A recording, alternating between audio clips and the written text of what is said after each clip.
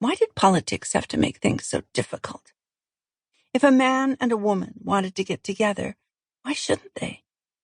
Why couldn't people just be people? Now do you understand why I don't want you to meet with Khrushchev? Rupert was asking. Marilyn stood again. I'm already ready, she said stubbornly, spreading her arms wide. I've gone to a lot of trouble. My people have gone to a lot of trouble, too. And damn it, Rupe, I want to go. Khrushchev asked to see me. Of all the stars in the Hollywood heavens, me. How do you know that? The State Department said so. I mean, I don't want to go up against the State Department. You want me to start World War III or something? Rupert stood, and his eyes drilled through her. You know the press will skewer you, he said, not giving up. They're going to dredge up all that commie nonsense about Arthur, and they'll drag you down with him. Marilyn felt her face grow hot. Arthur wasn't charged with anything, she retorted. Anyway, I'm no communist. I'm an American. I haven't even been to Russia. Rupert patted the air with his palms in a calm-down fashion. All right, he said. Go if you want. Make the public appearance, but avoid anything else. No private meetings, no educational rendezvous with the little fat man. And please, Marilyn, be careful.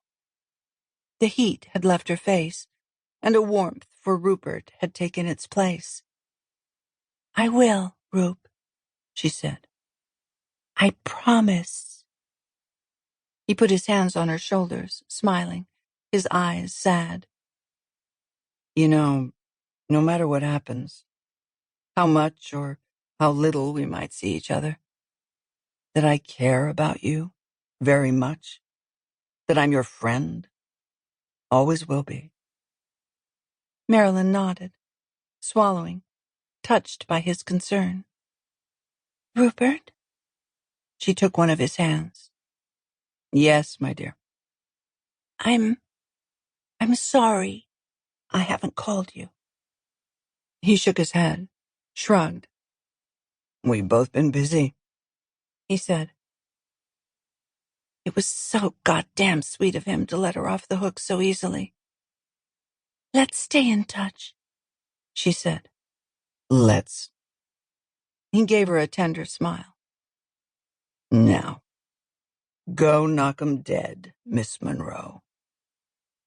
He looked her over and raised his eyebrows. With that dress, what there is of it, you can't miss. As Marilyn watched him go, pausing to toss her a little wave and smile before slipping out, she felt a surge of melancholy roll through her and linger. Then, taking a moment to summon back her movie star persona, that character she had created, that she played so well, and that to some degree she had become, leaving Norma Jean behind, she put on her sunglasses and exited the bungalow and walked out to the waiting limousine.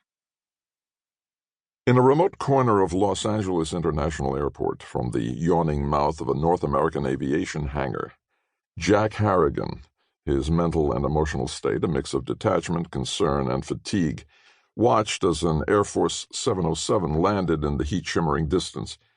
The 42-year-old agent, assigned these days to the State Department's Security Division, had flown ahead the day before from Washington to finalize preparations for the visiting Russian delegation, arriving at this moment on that jet.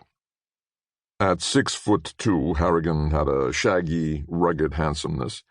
There were those who said he resembled a leaner Robert Mitchum, the movie actor, that made him almost too distinctive for the Security Division, which favored banality in its agent's appearance, the better to blend in with crowds. Among Harrigan's distinguishing characteristics were hazel eyes, singed eyebrows, age 9 firecracker, and a reset nose, age 12 fistfight, false front tooth, age 16, hockey puck. One other deformity only his ex-wife and a few other females knew about.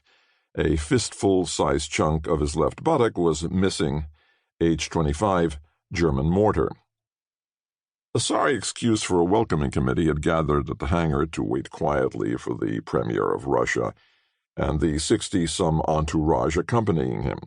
This small assemblage was a pale shadow of the festivities that had been arranged for Khrushchev back east when he flew into Idlewild a week ago. Mayor Wagner of New York rolled out a literal red carpet, complete with waving banners, effusive speeches, a huge cheering crowd, and 3 blaring brass bands.